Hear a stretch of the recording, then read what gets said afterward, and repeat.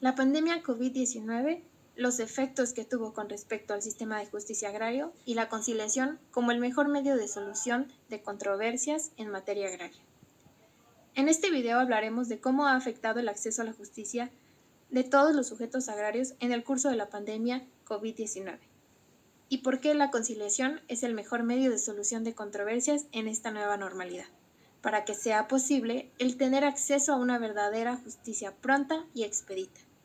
Para empezar, es necesario reconocer que anterior a la pandemia ya habían problemas en el ámbito agrario, como lo eran la marginación, los riesgos de salud y la pobreza, entre muchos otros. Conforme se ha dado la avanzada urbanización de nuestra población, ha quedado una importante minoría campesina en condiciones de pobreza extrema, rezago y frustración. Las tierras aptas para el cultivo han escaseado y dan rendimientos bajos debido a la falta de humedad, al excesivo número de tierras en pendiente, a la vulnerabilidad de las plagas y a riesgos relacionados con la incorporación de las tierras,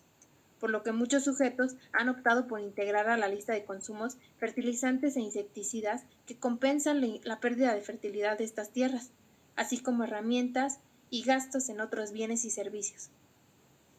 Es necesario comprender que esta situación proviene desde hace mucho tiempo, no son problemáticas nuevas ni desconocidas.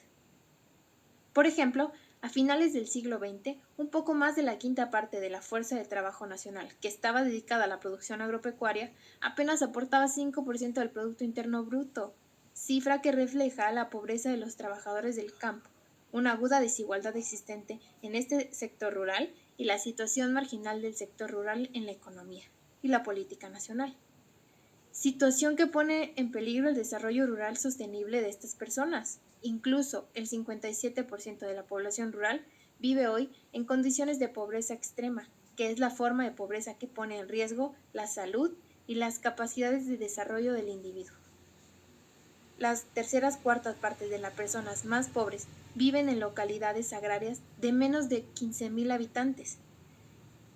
Y aunque los conflictos agrarios han sido menos frecuentes e intensos, aún persisten focos aislados de riesgos en regiones indígenas.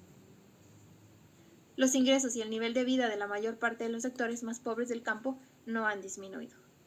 Después de comentar en resumen estos problemas económicos y sociales, todos ya bien conocidos, que han afectado el desarrollo rural de estos sectores, podemos pasar a hablar sobre las implicaciones de la pandemia COVID-19 y sus efectos.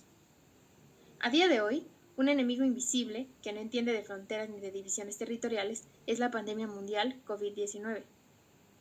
Debido a que todos estos problemas y riesgos, la impartición de justicia agraria es de gran importancia y trascendencia en el ámbito jurídico mexicano.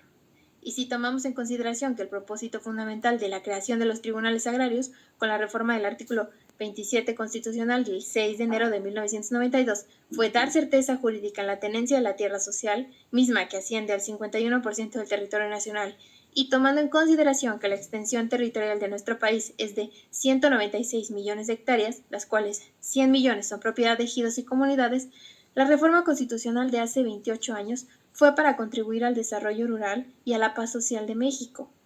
Por eso, contar con órganos jurisdiccionales agrarios constituyó un logro después de una larga lucha, ya que siempre ha estado presente la exigencia de una efectiva solución a las controversias suscitadas en el campo, ya sea entre los propios sujetos agrarios como entre estos y los diversos núcleos de población.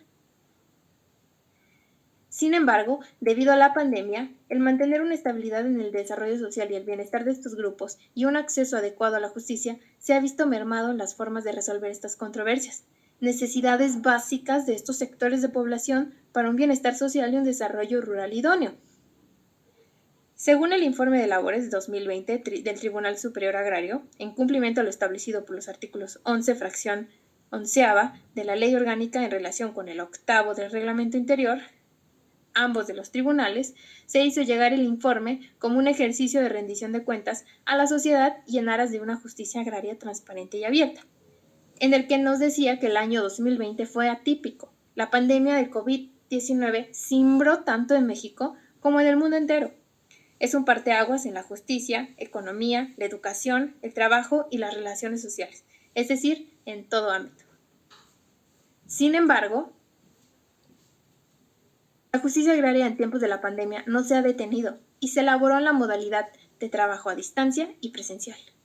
conforme a los acuerdos generales del Pleno del Tribunal Superior Agrario que fueron emitidos. El Consejo de Salubridad General emitió la declaratoria de emergencia sanitaria por causas de fuerza mayor, según lo publicado en el Diario Oficial de la Federación el 31 de marzo del 2020, en el que la impartición de justicia fue considerada como actividad esencial. En el año 2020,